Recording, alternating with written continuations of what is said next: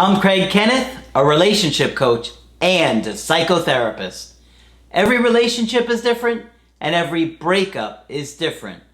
Work with me and you'll get professional help on your situation. And if you're in no contact, focused on personal growth, my creative healing course is filled with hours of exclusive content. Available now at AskCraig.net.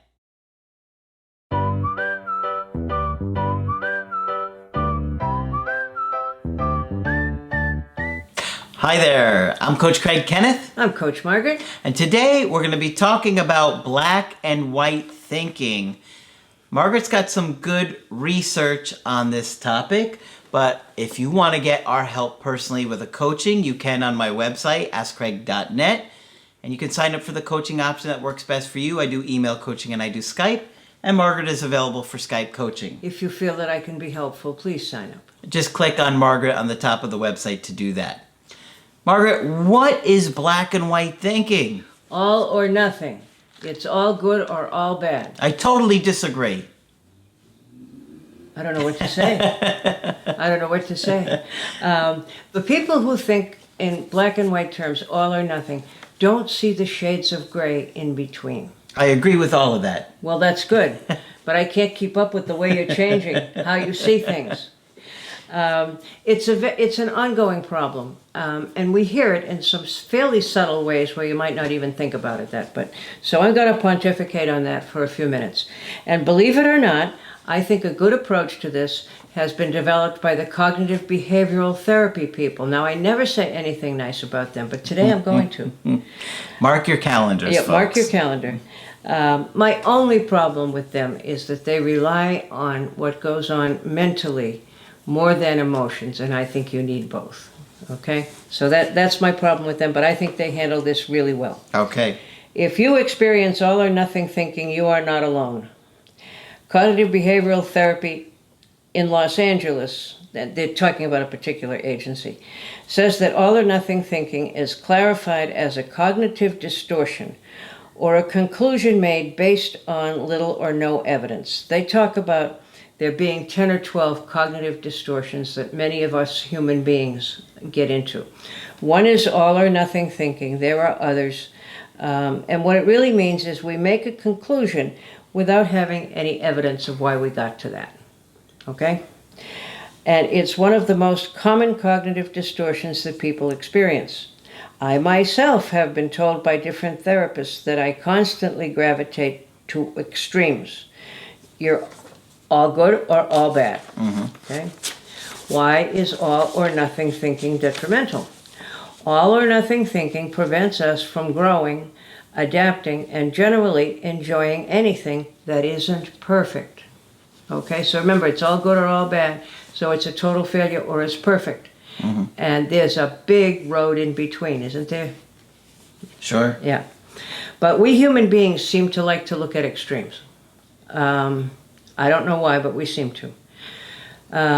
It oversimplifies life by separating everything into only two categories: good and bad, success or failure, perfect or terrible.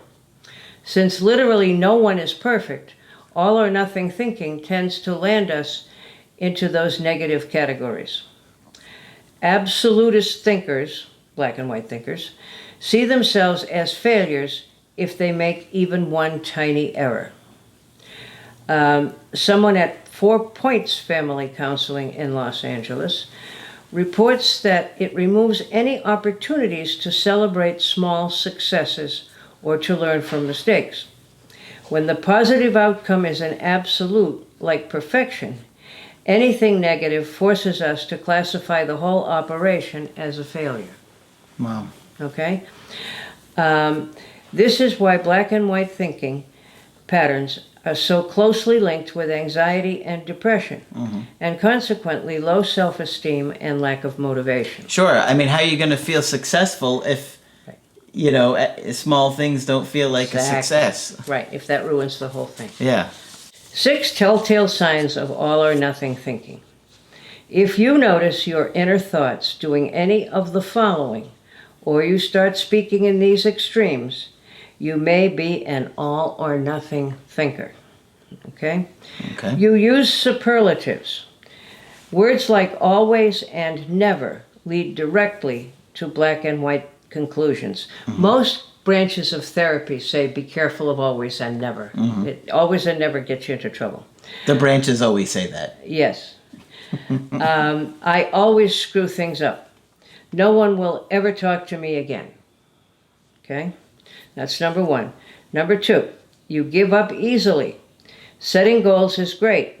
Bailing after one slip is not great.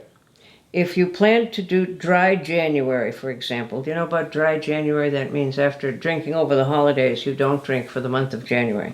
If you plan to do dry January, but you gave in to a glass of champagne to celebrate your mother's retirement, you didn't ruin the entire month. Okay? So there are many people out there. So if I didn't do it perfectly, if I had one slip, that's it. There's no point in bothering anymore. Yeah. You experience low self-esteem. When you constantly see yourself as either an expert or an idiot, chances are your self-esteem is going to take a major hit. Wow. We can't all be experts in everything. Yeah. All right? You experience anxiety. Same deal here. When a tiny misstep means absolute failure, planning or prepping for anything increases anxiety. Plus, after the fact, anxiety skyrockets because we're focusing on the negative. Okay? You procrastinate and don't even feel motivated. Why even begin when there's a chance something will go wrong? Right? Yeah. I've known people who are absolutely stuck there. Yep. Yeah. I don't dare risk anything, something might go wrong. The black and white thinkers often refuse to start because they are 100% sure the outcome will not be 100% perfect. Okay? You ignore the good things. An inability to be grateful for what you do have or recognize the bright moments amidst the dark ones is a sign of black and white thinking. Wow. Okay? How to break the all or nothing habit. Like any cognitive habit, it is possible to wean yourself off of all or nothing thinking. It takes time, but once you move past seeing in black and white, the world opens up a whole host of colorful possibilities. The key is constantly reminding yourself that there are more than two outcomes for just about any situation. Okay? Take note. Recognize every time all or nothing thinking pops up. In the beginning, you don't have to do anything except recognize it. So that's step number one. Recognize when you're really saying all or nothing. Okay? Replace or with and. Okay? Okay. An experience can be good and bad, not just good or bad. True. All right? It's a good point. Rather than labeling an experience as good or bad, try finding both qualities. Identify emotions. After an experience, identify all of the emotions you felt while you were in it. This can help illustrate the variety in everyday moments. It's possible to feel excited, scared, hopeful, and proud all at once, which proves life is just not one thing or another. Right? Yeah. And I often have to remind people that there are other grades in between the two extremes that you're talking about, you know, and it makes life very difficult if you're into it, and it's very, very common. I don't know what it is about either or that makes us human beings feel comfortable with it, because it gets us into all kind of trouble. This is tricky, especially for us perfectionists, but recalibrate your brain so it interprets mistakes as learning opportunities. People make jokes about that. How did this go? Well, it was another learning opportunity, meaning I made a mistake. Easier said than done, but truly a solid method for improving skills and being kinder to yourself, because you're really hard on yourself when you're looking for perfection, and anything less than is total failure. List out facts versus assumptions versus possibilities. Now, what they're talking about is jumping to conclusions without enough evidence, okay? So write down what you know as a fact. Write down what you think you know or what you assume could be true. Then write down what could possibly be true. Go wild with these possibilities. I notice that in a breakup, a lot of people assume a lot of things are All true. kinds and of they things. jump to conclusions Yeah. big time. I remember talking with somebody just like last week, and he was talking about his girlfriend dating. I said, have you heard from somebody that your girlfriend is dating? Well, no. Okay, so, you've come to a conclusion without enough information. Or any information Or any sometimes. information. And it comes out of our anxiety. Yeah. When in doubt, know you aren't alone in your all or nothing thinking. And don't let it hold you back. One of the classic examples is the person who goes in for a job interview. And they do extremely well in some areas and not so well in others.